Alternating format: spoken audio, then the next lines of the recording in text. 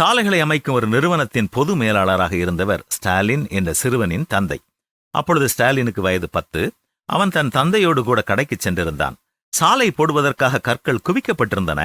தந்தை கடைக்குள் சென்றபொழுது சிறுவன் வெளியே நின்று கொண்டிருந்தான். சாலையில் கிடந்த அந்த கற்குவியலில் இருந்து ஒரு கல்லை எடுத்து கிரிக்கெட் பந்து வீசுவதைப் போல வீசி பார்த்தான். ஆனால் அது அந்த கடையின் முன்பகுதியில் இருந்த ஒரு கண்ணாடி பீரோவில் பட்டு முன்பக்க கண்ணாடி உடைந்து போய்விட்டது. அந்த பகுதியில் வெளியாட்கள் அதிகம் இல்லை. பொதுவாக அந்த பகுதி வழியாக பள்ளிச் சிறுவர்கள் தான் செல்வார்கள். எனவே அவர்கள்தான் கற்களை வீசிவிட்டார்கள் என்று தன் தந்தையிடம் கூறிவிடலாம் என்று ஸ்டாலின் முதலில் நினைத்தான். ஆனால் அவனுக்கோ பொய் சொல்ல மனமில்லை. அவனுடைய தந்தை திரும்பி வந்த பொழுது ஸ்டாலின் காரின் அருகே அழுது கொண்டிருந்தான். தனக்கு நிச்சயம் தண்டனை கிடைக்கும் என்று தெரிந்த போதும் அவன் நடந்ததை அப்படியே தந்தையிடம் கூறினான். ஸ்டாலின் தன்னுடைய தவறை மற்றவர்கள் மீது சுமத்தி இருக்கலாம். ஆனால் உண்மையை சொன்ன ஸ்டாலின் அப்பா அவனிடம், நீ அழாதே, இது தற்செயலாக நடந்த ஒரு சம்பவம், இதற்கான பணத்தை நாம் கொடுத்து விடலாம் என்று சொல்லி அவனுக்கு ஆறுதல் கூறினார். இதை கேட்ட மகனுக்கு மிகுந்த ஆச்சரியம்.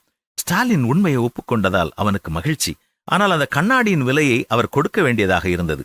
வழக்கமாக தினமும் அவனுக்கு 10 ரூபாய் செலவுக்கு கொடுப்பார். ஆனால் அதன் பின் அவனுக்கு 5 ரூபாய் மட்டுமே கொடுத்தார். அதாவது அந்த கண்ணாடியின் விலை முடியும் மட்டும் அப்படி செய்தார். ஆம், பிள்ளைகள் தவறு செய்யும் பொழுது தண்டனை அளிப்பதை விட அவர்கள் உண்மையை கூறும் பொழுது அவர்களுக்கு பரிசளிப்பதே சிறந்தது. அவர்கள் உண்மை பேச அது ஏதுவாகும்.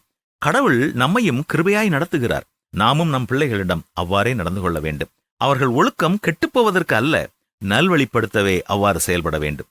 பிள்ளையானவன் நடக்க வேண்டிய வழியில் அவனை நடத்து, அவன் முதிர் வயதிலும் அதை விடாமல் இருப்பான் என்றுதான் வேதமும் நமக்கு கற்றுத்தருகிறது.